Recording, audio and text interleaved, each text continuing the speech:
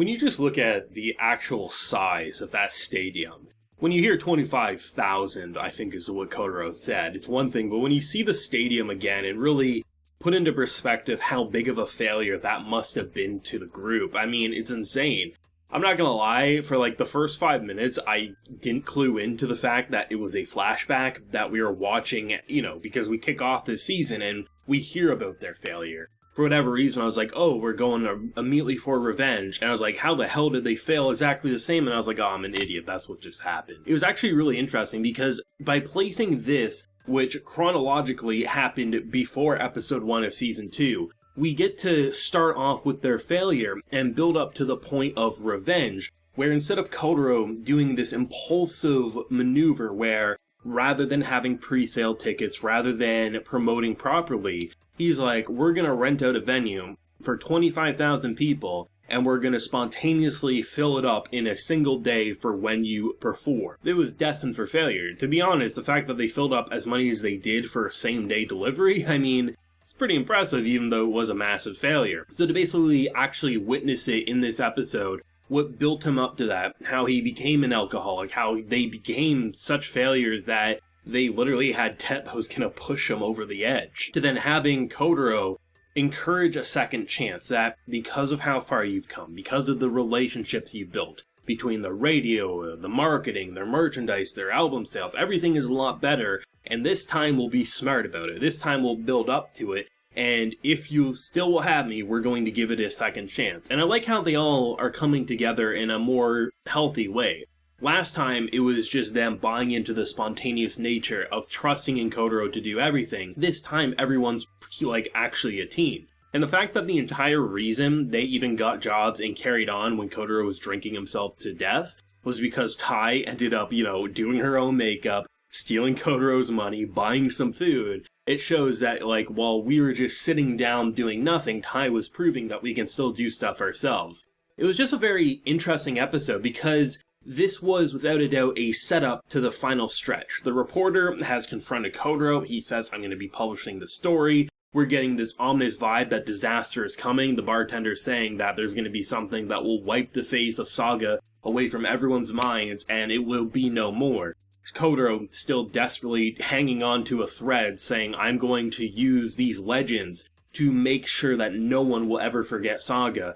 Based on the preview, looking like we're going to have a very similar situation to last week's episode where the old man was, clinging for life, and because of something amazing happening, he got to continue on. I have a feeling we're going to see an exact parallel in this season as well with how it's probably going to go down. Storm's going to happen. They probably won't perform in episode 11, but we're going to be building up to it, dealing with Mother Nature, all that kind of craziness. Episode 12 comes in, and hopefully, even if they don't fill the stadium, they at the very least will still have a sizable audience that will be impressive. But at the same time, if there is a crazy storm coming and they all flee to the stadium because maybe it's the safest spot to be, the girls just so happen to be on stage, they can perform in such a way that will hopefully inspire everyone, keep old grandpa here alive and kicking, while, satisfying that revenge title. I do like how the revenge is a prominent theme without it really feeling like revenge up until this episode. Sure, they want to get back and they want to prove that they aren't failures, but at the same time, it's been a lot of personal stories taking place. So the revenge tagline finally coming into play, seeing what happened,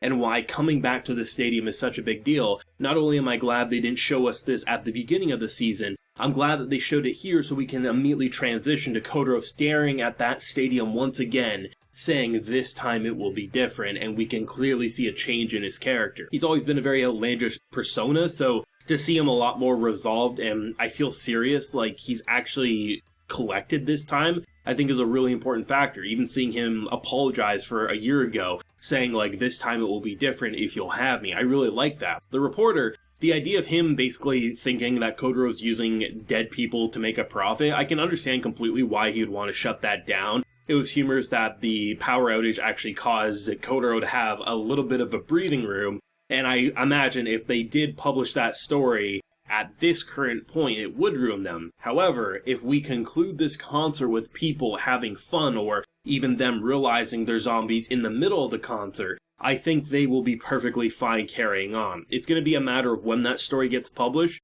I didn't think it would get published originally, but seeing how the reporter is going about it, it absolutely will. Or maybe they'll go the route of the reporter will be very much enthralled by the performance that he'll decide not to. But I mean, as the bartender said, it's surprising no one caught on already, so eventually someone will expose it. So hopefully when it does get exposed, people will be so inspired by them that they won't really care, and they won't think they're going to get their flesh eaten or anything like that. We won't have that goofy police officer who will constantly pop up being like, oh, hey, pretty girls, and then get scared away by a horrifying zombie face. Either way, this was a great setup episode that explains a lot pre-season 2, while also setting in motion the endgame in a very elegant way. The only real negative I could complain about was a minor dip in the production. There was this shot right here that they held on to for like 2.5 minutes, give or take, and the only time it changed was when Ty walked in. It was clearly something that they just didn't have the time to fully animate it, and it completely happens, but it's the only noticeable dip that I personally found to be a bit of a bother. But for an episode like this that was so pure passion and quality, it's not something that's going to ruin it for me, but it is something to make note of. I mean, a topic we've definitely been talking about for a while on the channel is there going to be a season 3 or potentially a movie